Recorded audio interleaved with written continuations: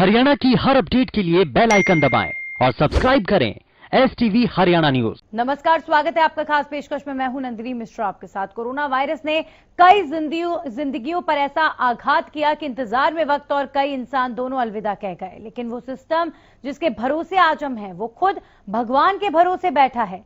System की ऐसी लाचारी जिसके आगे ना कोई आंसू दिखे और ना वो तड़पती सांसें। और आलम यह हुआ कि हर रोज सांस के साथ कई लोगों की आस टूट रही है।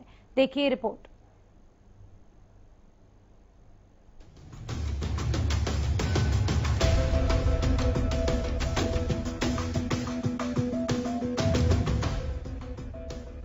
कोरोना की बेकाबू रफ्तार, सिस्टम लाचार, हाल बेहाल, शहर शहर फैलता वायरस।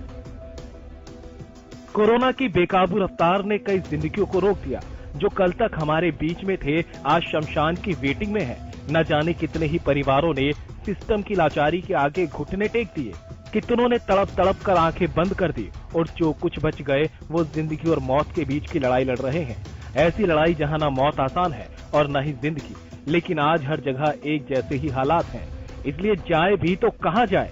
देश में हर रोज कोरोना के रिकॉर्ड तोड़ मामले खतरे का सिग्नल दे रहे हैं। पिछले 24 घंटे में कोरोना के 2,34,692 नए मामले सामने आए और 1,341 लोगों ने कोरोना से अपनी जान गंवा दी है। हर रोज कोरोना के बढ़ते आंकड़े डरावने होते जा रहे हैं। बीते 24 घंटे में 2,34,692 नए मरीज सामने आए। एक दिन में कोरोना से 1,341 मरीजों ने गंवाई जान। इलाज के बाद एक दिन में 1,23,354 मरीज हुए ठीक। कोरोना मरीजों का कुल आंकड़ा पहुंचा 1,45,26,609 पर। एक्टिव केसों की संख्या 16,79,740। प्रदेश में भी कोरोना की बेकाबू रफ्तार को देखते हुए कई कदम उठाए जा रहे हैं। फिलहाल सरकार लॉकडाउन के पक्ष में नहीं है, लेकिन बढ़ते मामले चिंता का विषय जरूर बन गए। बीते 24 घंटे में 6,277 नए मरीजों की पुष्टि। एक दिन में कोरोना से 20 लोगों ने तोड़ा दम। प्रदेश में अब तक 3,354 मरीजों की हुई मौत। कुल मरीजों का आंकड़ा 3,42,000। एक दिन में 2,958 मरीजों ने कोरोना को दी मात। हर रोज कोरोना का डराने वाला रूप सामने आ रहा है। वहीं एक आंकड़ा सामने आया है जिसके अनुसार बुजुर्गों पर मार करने वाले कोरोना ने अब युवाओं पर भी अटैक करना शुरू कर दिया। पिछले 1.5 महीने से सामने आ रहे संक्रमितों में ज्यादातर 21 से 40 साल की आयु के हैं। बुधवार तक जिले में 208 सक्रिय संक्रमित थे। इनमें 20 से कम उम्र के 12% लोग शामिल। ज्यादातर स्कूल कॉलेज में पढ़ने वाले छात्र। 21 से 30 वर्ष की उम्र के 25% लोग शामिल। इस उम्र के कामकाजी और विद्यार्थी दोनों हैं। 31 से 40 वर्ष के 34% संक्रमित हैं। ये उम्र ज्यादातर नौकरी पेशा और कामकाजी लोगों की है। 41 से 60 वर्ष के 20% लोग शामिल हैं। 60 वर्ष से ज्यादा के 9% लोग हैं। वहीं कोरोना के बढ़ते मामलों के बाद देश की राजधानी दिल्ली में एक बार फिर मिनी लॉकडाउन लौट आया। बीती रात से शुरू हुए वीकेंड कर्फ्यू के बाद गुलजार रहने वाली दिल्ली की सड़कें सुनसान हैं। दिल्ली में 2 दिन के लिए लगाए गए वीकेंड कर्फ्यू के लिए पुलिस ने सख्ती बढ़ा दी है। हर रोज जलती चिताओं से कोरोना के आंकड़ों का अंदाजा लगाया जा सकता है, जो बेहद चिंताजनक है।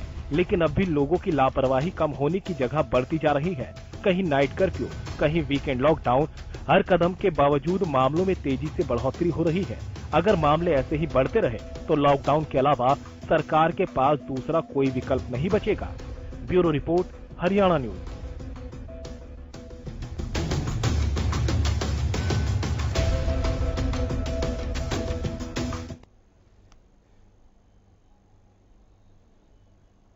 तो कोरोना के लगातार बढ़ते मामले कई सवाल खड़े कर रहे हैं और उन्हीं सवालों का जवाब लेंगे। हमारे साथ हेल्थ एक्सपर्ट जुड़ेंगे। उससे पहले हम रुक कर लेते हैं, हमारे सहयोगी लाजपत जुड़े हैं सोनीपत से, हमारे साथ हिसार से जुड़े हैं हमारे सहयोगी अनूप कुंडू, और डॉक्टर निरंजन जुड़े हैं हमारे साथ हेल्थ एक्सपर्ट के तौर पर। आप तीनों का बहुत बहुत स्वागत। सबसे पहले अनूप, आप बताएं हिसार में बीते 24 घंटे में क्या स्थिति?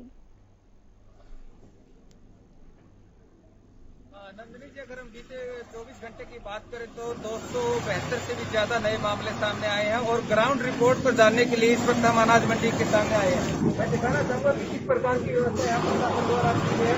यहाँ पर किसान सहायता हेल्प डेस्क बनाया गया है। यहाँ पर आप देख सकते हैं कोई कर्मचारी नहीं है, यहाँ पर किसी प्रकार का कोई मास्क के लिए कोई नहीं बैठा है, यहाँ पर सैनिटाइजिंग की कोई व्यवस्था नहीं है।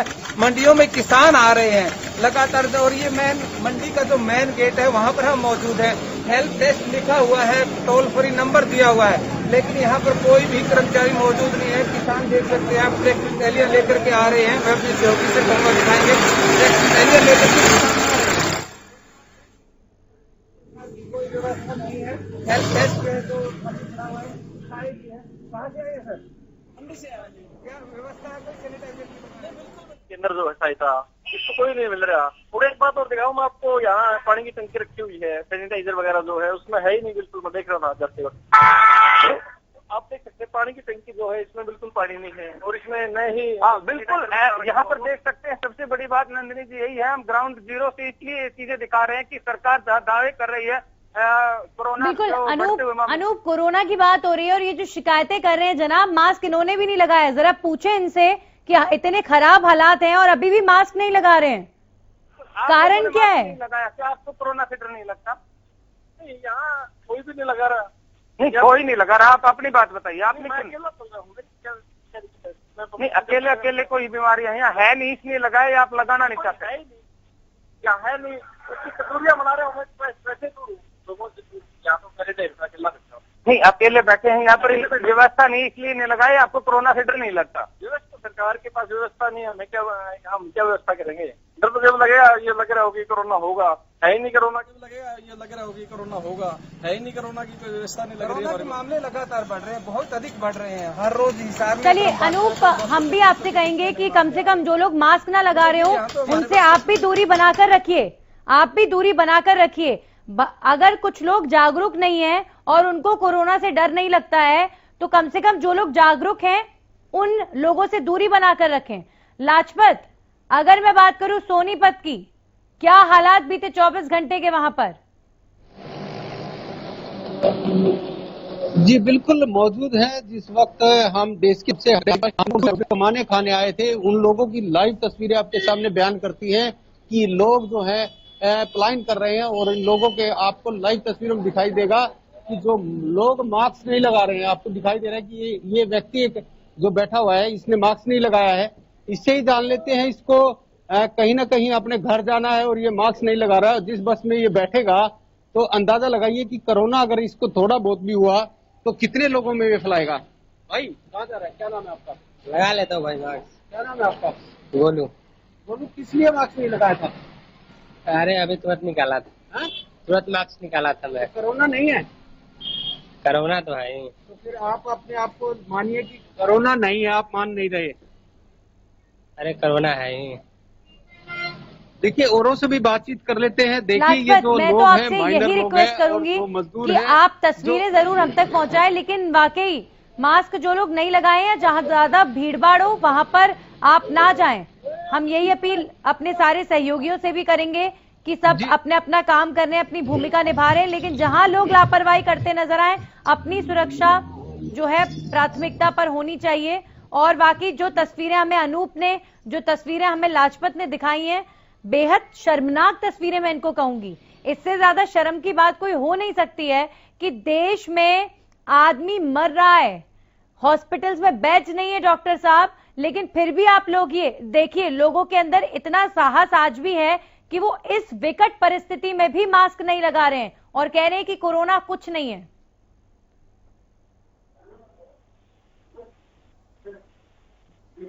जो लाइव तस्वीर है कि इस व्यक्ति ने मास्क नहीं लगाया है। इनके साथ जो बैठे हैं ये खैनी खा रहे हैं बनाकर इनसे बातचीत कर लेते हैं। आपने लाजपत, मास्क नहीं लगाया, जिस बस में आप बैठेंगे, आप बने रहिए हमारे साथ, आपके पास मैं वापस लौटूंगी। लाजपत, हमारे साथ हेल्थ एक्सपर्ट डॉक्टर नाइक जुड़े हुए हैं।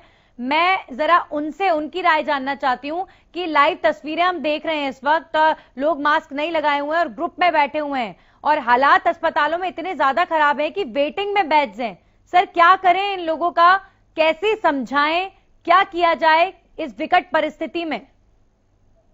हाँ जी, नमस्कार। जैसे हम अभी देख रहे हैं, परिस्थिति बहुत ही गंभीर है और जो हालात लोगों का हो रही है वो हॉस्पिटल में बेड्स नहीं है जैसे आप बता रहे हो, लेकिन लोगों में अवेयरनेस, जितना भी अवेयरनेस कहने के करने के बावजूद भी लोग इतना लापरवाह हो रहे हैं, ये तो बहुत ही शर्मनाक बात है।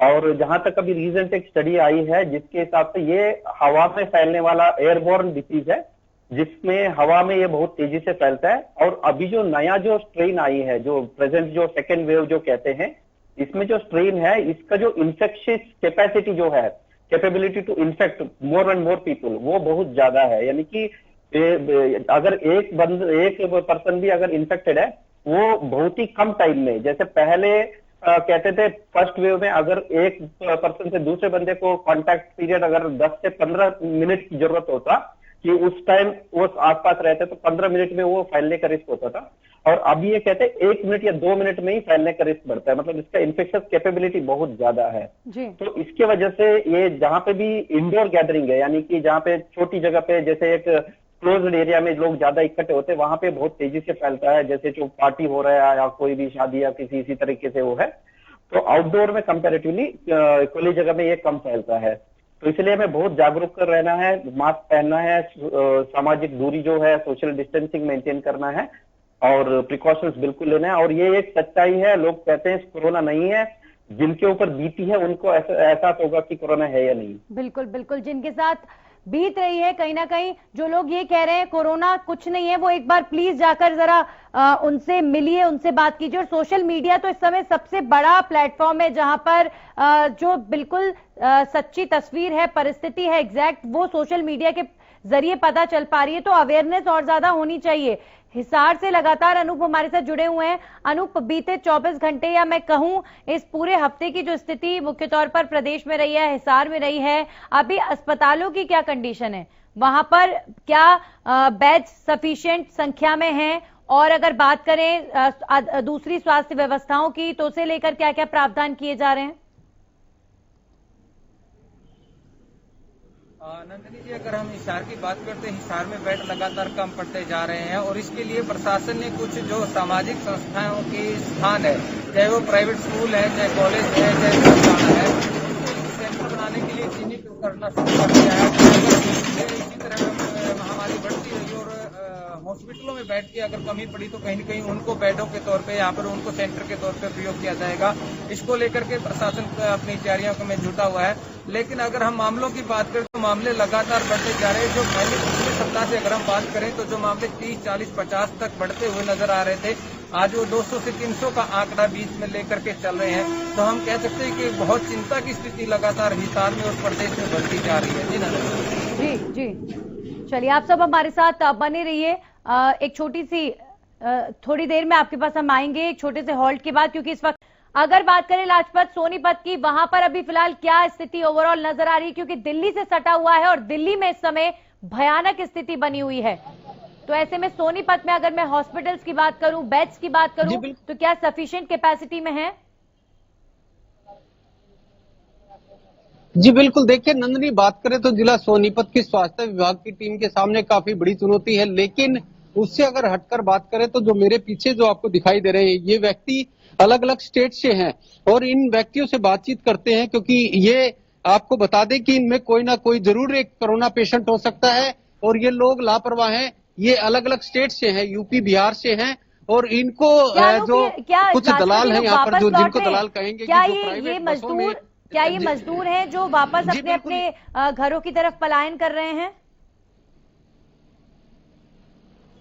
जी बिल्कुल, ये पलायन करने वाले मजदूर हैं जो पलायन कर रहे हैं। आपको ये गाड़ी दिखाई दे रही है जिसमें ये सवारियां ढोई जाती है और इकट्ठी की जाती हैं।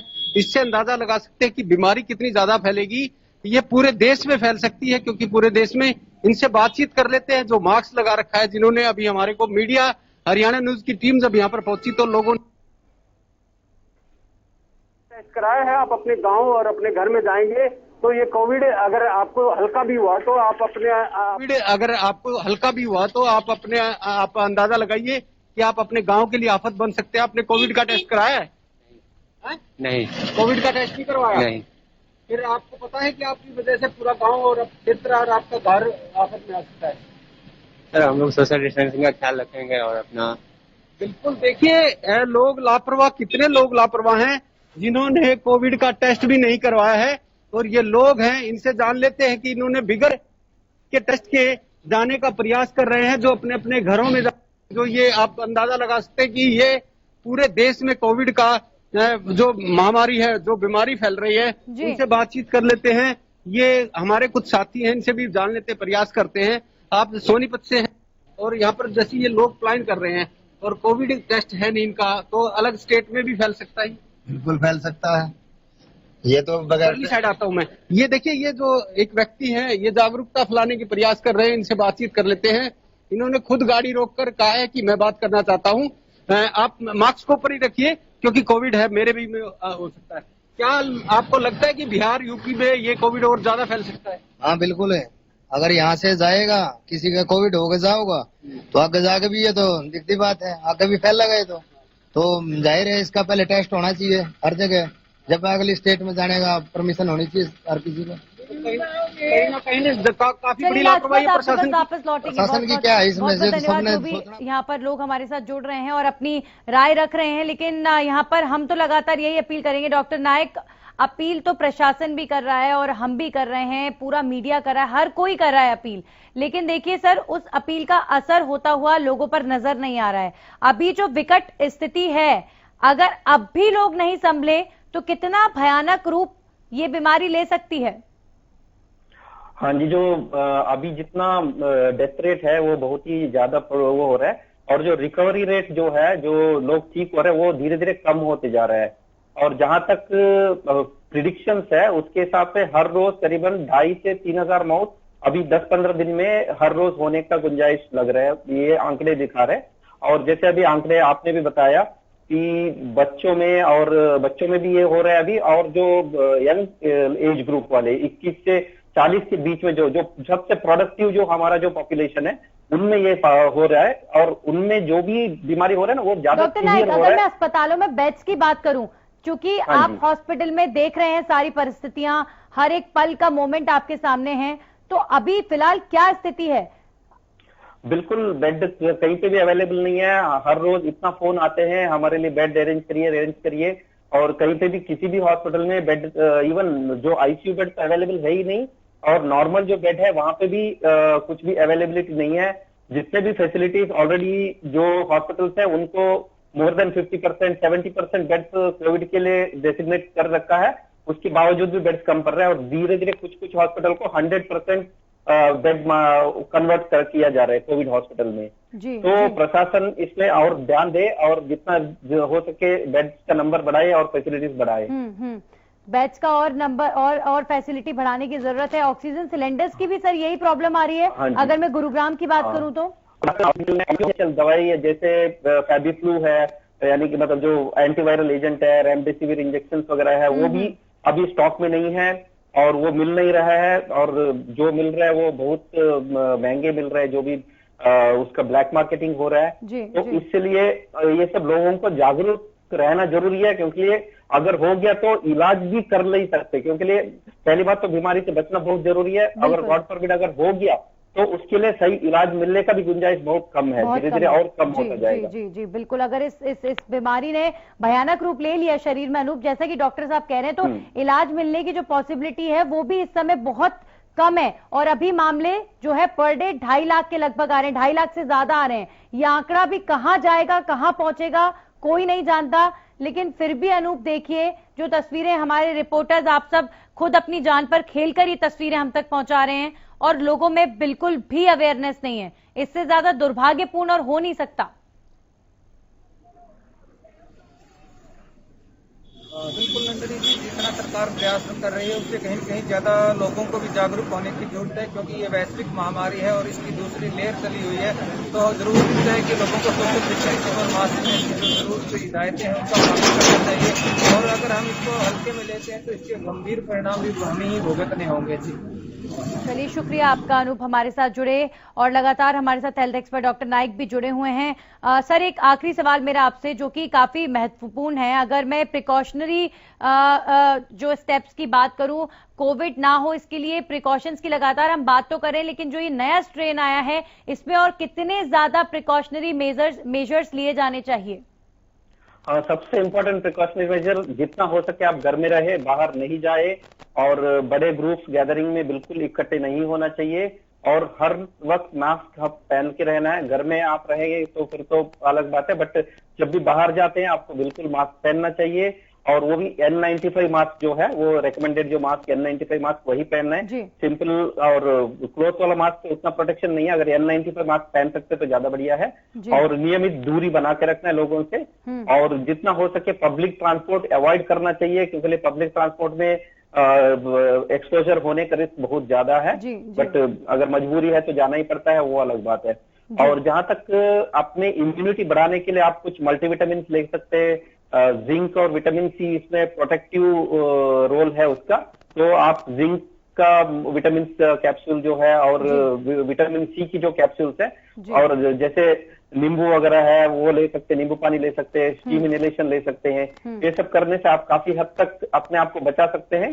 और दूसरी चीज ये है, अगर कभी भी कोई किसी को कोरोना हो गया तो इनिशियल 2-3 दिन या 4-5 दिन में अगर उसका सही इलाज हो गया तो काफी हद तक ठीक होने का गुंजाइश ज्यादा होता है। ज्यादातर लोग क्या करते हैं, आज तक छोटी सी खांसी जुकाम सोच के इनिशियली टेस्ट नहीं कराते हैं और अपना बीमारी को बढ़ा देते हैं। अगर ये जैसे 50% सिचुएशन से एक बार पार हो गया जैसे सीवियरिटी में, तो फिर जैसे लंग्स का जो हम सीटी स्कैन जब करते हैं उसमें कितना डैमेज हुआ है वो देखते हैं। अगर वो 50% या 35 to 40% से ऊपर चला जाता है, फिर कभी कभी वो नॉन रिटर्न सिचुएशन ये बहुत महत्वपूर्ण बात आपने बताई है डॉक्टर साहब, बहुत महत्वपूर्ण बात बताई है कि अगर शुरुआती फेज है कोविड का, आप उसको खांसी जुकाम को हल्के में ले रहे हैं, नजरअंदाज कर रहे हैं, टेस्ट नहीं करा रहे हैं, उसका ट्रीटमेंट नहीं ले रहे हैं, तो ये भी जानलेवा साबित हो रहा है। क्योंकि शुरुआती फेज जैसा कि डॉक्टर नाइक बता रहे हैं, क्योर करना आसान होता है कंपैरेटिवली जब वो और ज्यादा गंभीर स्थिति में हो जाए। बहुत बहुत शुक्रिया डॉक्टर नाइक आपका हमारे साथ जुड़ने के लिए। तो लगातार अवेयरनेस फैलाते रहेंगे और कोशिश यही करते रहेंगे हम भी कि आप लोग जो वाकई कोविड को अभी भी कुछ नहीं समझ रहे हैं, कम से कम अब समझ जाएं। उसी रिक्वेस्ट के साथ मैं एक बार फिर से आपसे इजाजत चाहूंगी कि मास्क जरूर पहने और घर से जितना कम हो उतना निकलें। मुझे दीजिए इजाजत, नमस्कार।